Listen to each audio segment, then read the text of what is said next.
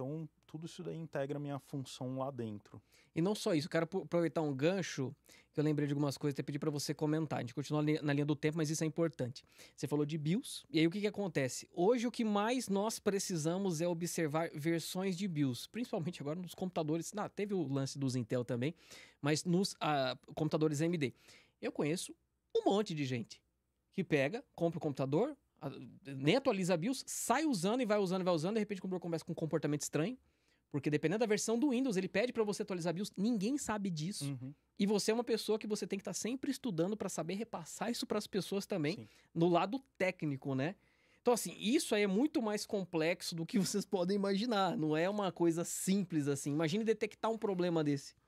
Então, e às vezes você pega uns comportamentos desse tipo.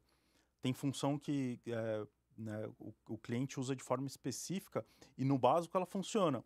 Mas quando o cara tem aquela função específica e aquele comportamento específico que ele faz no equipamento, dá problema. E aí você tem que conseguir entender isso, Replicar.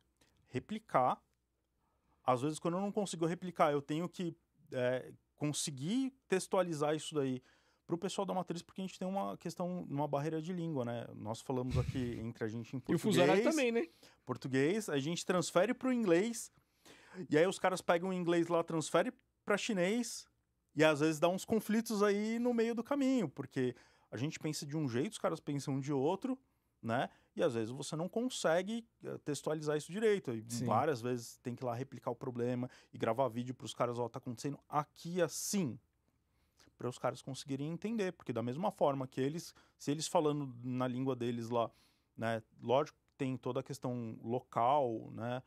E aí eles mandam isso daí pra gente, muitas vezes a gente fica perdido também. Tanto que às vezes eu pego alguns procedimentos que eles passam lá, antes de passar para o cliente eu replico. Por quê? Porque o cara da engenharia lá, ele tá acostumado a fazer Sim. aquilo. Então, às vezes ele pula um passo ou outro, porque para ele já tá tudo certo. Aquilo ali não precisaria falar que precisa fazer. Mas para uma pessoa que nunca fez aquele processo, fazer, aí o cara fala, oh, não deu certo. Mas como assim não deu certo? Aí você vai lá, começa a replicar e você fala, puta, realmente não deu certo. E agora? Por que não deu certo? Ah, putz, tá faltando, sei lá, uma linha de comando aqui. Né? Você tá, sei lá, mexendo alguma coisa no Linux.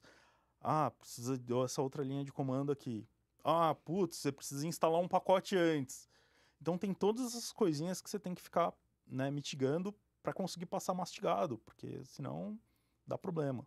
E falando assim, parece fácil. Só que nisso vão-se horas. O fuso horário é diferente. Você manda e-mail hoje, vão responder amanhã. Sim. A gente tem a diferença de fuso horário pro pessoal da matriz de 11 horas aqui. Aí, ó. Tem Então, além tudo que eu disso. mando hoje, É outro dia. eu vou receber só amanhã de manhã, Exatamente. se o cara tiver tempo de olhar a fila de e-mails inteira dele. Sim. E ter conseguido achar alguma solução. Porque muitas vezes, o que acontece? A gente entra o pessoal às vezes não entende, né? Fala, tem uma pessoa aqui no Brasil que vai resolver tudo. Aí você fala assim, então, às vezes eu tenho que passar pro pessoal da matriz e eu caio na fila global dos problemas lá para cada tipo de equipamento a gente tem um canal de contato, né? Sim. Então, eu caio na fila global lá, e aí às vezes os caras têm um monte de chamado. E aí eles vão rodando os chamados conforme vai caindo, né? E aí, cara, às vezes demora alguns dias para responder. E o pessoal fala, oh, já teve resposta? Já teve resposta? Já teve resposta? E demora. É tipo o burro do Shrek, né? Chegou? Já chegou? Já chegou? Já chegou? Já chegou? Ai, meu Deus. Mas é normal isso, tá? Às vezes a gente brinca assim, né? Mas não é falando mal, é que é normal, Não, é né? normal. Às vezes você tá lá com um projeto que, cara, o cara tem prazo para entregar, Sim, né? sim. Então, pô, a gente tem que fazer o máximo para conseguir cumprir os prazos deles. Eu perguntei a mesma coisa pro Zibert, eu quero perguntar para você que é o seguinte. Ele fazendo essa função também, ele descobriu, me disse, contou, você assistiu, ele disse que descobriu um bug no Ragnarok numa situação bem específica. Então eu queria saber de você, se em todo esse tempo você descobriu algum bug muito louco e veio assim, ó, esse bug é brasileiro. Você mandou pros caras lá e falou, putz, esse cara achou, esse cara resolveu. O que você lembra, assim, que já aconteceu? É que fica... Eu atendo tantas coisas, às vezes, durante o dia, eu converso com tantas pessoas, que às vezes as coisas começam a virar triviais para mim. Então, tipo, a gente teve cliente que indicou comportamentos específicos, por exemplo, o Tinkerboard, né? Tinkerboard é a nossa plaquinha que é Small Board Computing, que é um PC o concorrente do Raspberry. Sim. Ele pegou um comportamento, cara, que o pessoal da matriz, né, a gente fez a ponte entre o cliente e a matriz, e o cara achou um bug lá no Android, né, pesado. Os caras até vira e mexe, né? A gente tem os sistemas operacionais que já são customizados, os caras foram corrigindo isso daí. Então, assim, por isso que eu falo, pra mim é um pouco mais trivial, porque eu convivo com isso todo dia. Então, eu falo, putz, cara, eu não consigo, assim, puxar de memória agora um problema, assim, que a gente falou, não, esse daí é brasileiro. Não, mas esse que você contou é um caso que saiu daqui, foi pra lá e foi resolvido. Sim. Esse é que é o negócio.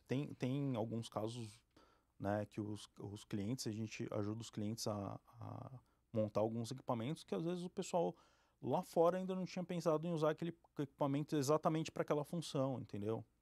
Então, na própria Tinkerboard, a gente tem um cliente que ele montou um sistema de catracas com a Tinkerboard. A Tinkerboard fazia todo o processo de leitura da digital ou do cartão de acesso, liberava, né, a passagem e tal, com uma Tinkerboard. Geralmente o pessoal usava uns equipamentos que eram muito mais custosos, né? E às vezes tinha um PC ali dentro mesmo. Sempre tem um artista, né? Não, putz, cara, muito legal isso daí. Eu acho sensacional eles pegarem esse tipo de coisa e aplicação. O Zibert até comentou de uma situação parecida, né? A NVIDIA tinha aberto um concurso, o pessoal foi lá, usou a GTX 580 e conseguiu lá fazer. Sobre o negócio da inteligência artificial, né? Só que isso há muito tempo muito atrás. Legal, cara. A gente tem um outro caso que o cara fez todo o sistema de pagamento de um parque de diversões, naqueles sistemas de pagamento de cartão, ele desenvolveu em cima da Tinkerboard. Olha só. E é o desenvolvimento interno do parque, né? Ele estava me falando que tem uma das atrações do parque que ela era antiga. Então, a empresa que fornecia a atração, ela já tinha fechado. Olha só. E ele não tinha peça de reposição para algumas coisas. Então, os controladores não existiam mais. E ele, através da Tinkerboard, ele criou um sistema de comandos para fazer a atração voltar a funcionar. Então, o cara pegou um produto de vocês, conseguiu atender uma demanda bem específica e com certeza ganhou uma grana boa com isso aí, né? Não, ele trabalha dentro do parque fazendo a parte de manutenção. Então, ele desenvolveu...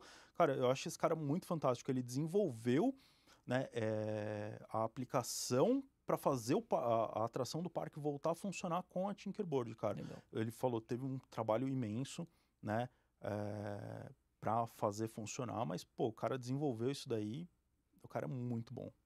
Esse papo é muito bom porque eu quero até aproveitar e puxar sobre inteligência artificial. Eu quero ouvir de você o que a ASUS está desenvolvendo a respeito dos AI PCs. Eu vi que já começou, é claro, já tem algum tempo, somente a parte mobile de notebooks. Se você puder falar alguma coisa sobre o que está vindo também para os desktops. Nós sabemos que já estão vindo processadores com a parte de NPU e tudo mais, mas eu queria entender como está a visão da ASUS, o que ela vai, se pensa, entregar algo sobre inteligência artificial. Cara, se você olhar em questão de inteligência artificial, a ASUS já tem algum tempo. Tanto que a gente tem algumas funções nas placas-mães, que é a parte de inteligência artificial para cancelamento de ruído. Dentro da BIOS tem parte de inteligência artificial. Eu vi algo assim a primeira vez em 2004. Eu tive uma placa P4 P800-E Deluxe que você ligava, parecia um robozinho assim, AI.